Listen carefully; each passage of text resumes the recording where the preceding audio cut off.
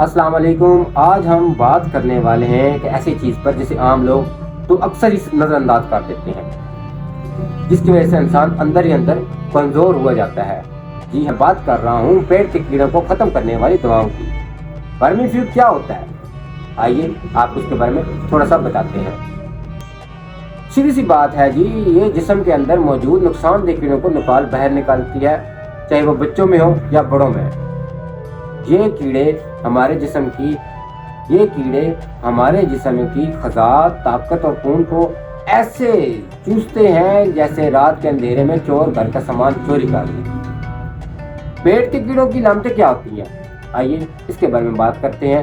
اگر آپ یا آپ کا بچہ بار بار بھوک لگنا، وزن کم ہونا، پیٹ میں گڑگڑاہٹ، کمزوری، منہ سے اسمیل، رات کو سوتے وقت دانت پیسنا، نیند میں بے چینی اور اپنی ٹانگیں بالکل ایسے لگا کر اپنے سینے کے ساتھ لگا کر سونا، یہ اس کی مین سمٹمز ہیں۔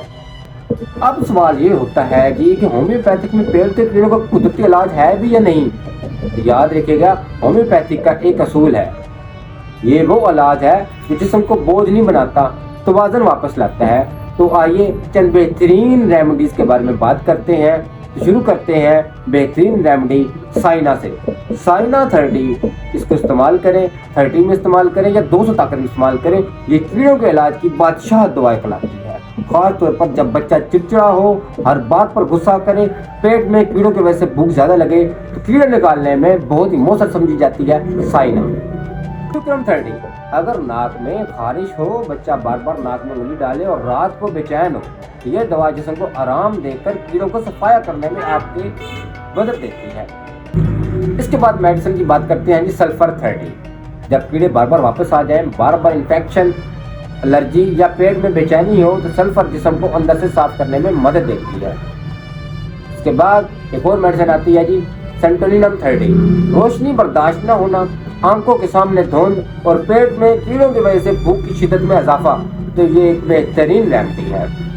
یاد رکھیے گا، یہ ریمیڈیز عام طور پر محفوظ سمجھی جاتی ہیں، لیکن ہر مریض کی علامت مختلف ہوتی ہے۔ کوئی بھی دوا مستقل علاج کے طور پر ڈاکٹر کی تشخیص کے بغیر استعمال مت کریں۔ بات کرتے ہیں اس کی پرہیز اور چند گھریلو ٹپس پر۔